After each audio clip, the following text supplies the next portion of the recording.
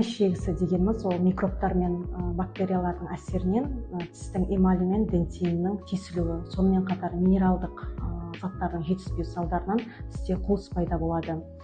Біз осындай пациенттер, тіс жегімен пациенттеріміз келгенде біз қабылдауымызда тіс жегісін емдеп, тістің анатомиялық формасын келтіріп, және де функционалды қызметін реттейміз.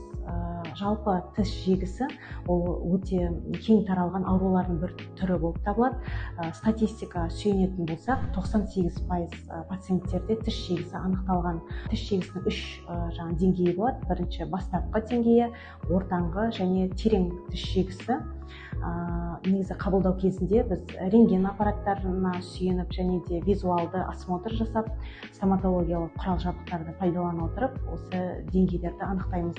Тіс жегісінің асқынуы пульпит, периодонтит деп аталады.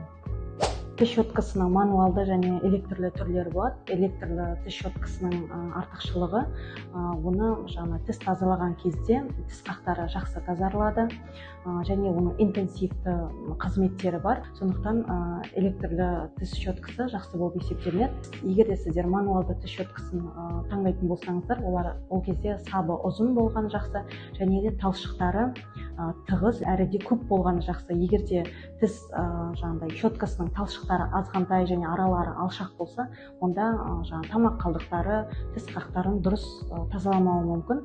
Сондықтан осы критерийге мән берсеңіздер болады. Тіс пастасының үш түрі болады. Бірінші гигиеналық, ол ең басты күтім болып табылады, яғни тіс қалдықтарын тазалау болып табылады. Олардың алғашқы қызметі. Екіншісі емдік профилактикалық, яғни біз қабылдауға қызыл егі ісінген, қанаған, жағымсыз иіс шығатын пациенттерге емдік профилактикалық тіс пасталарын қолданамыз. Үшінші түрі ол емдік, яғни оны тіс дәрігері өзі тағайындайды.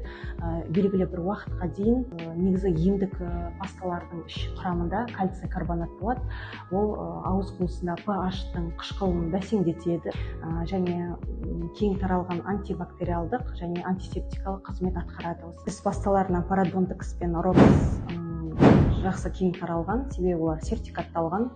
Сондықтан да стоматолог маман ретінде осы тіс пасталармен қолдануға кеңес беремін. Және де бір жанұяға бір тіс пастасы деген ол ұғым дұрыс емес. Тіс пасталарын өзгертіп тұрған жақсы.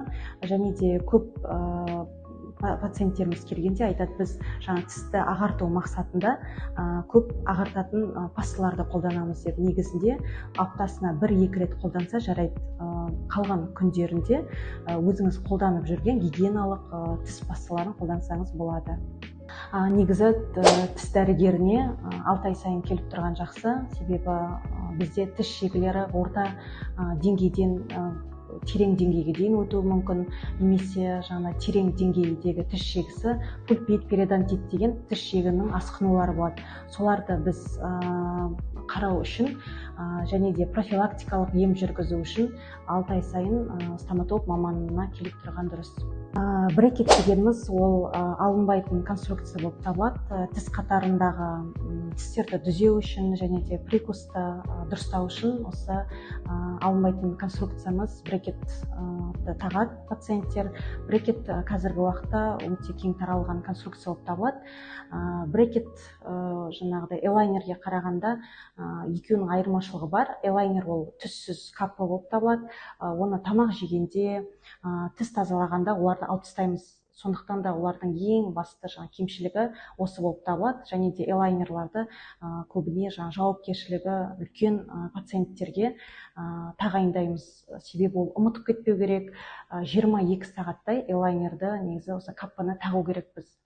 Ал брекеттің кемшілігі, мысалы тамақ жегенде, тіс тазалағанда ол біздің аузымызда тұрады. Сондықтан да тамақ қалдықтары тұрып қалуы мүмкін брекет системамызда. Сондықтан да пациенттеріміздің гигиенасы нашарлап кетуі мүмкін. Сондықтан пациенттеріміз осы гигиенаға әдейі брекет конструкциясы тұрғанда жақсылап күтім жасағаны дұрыс.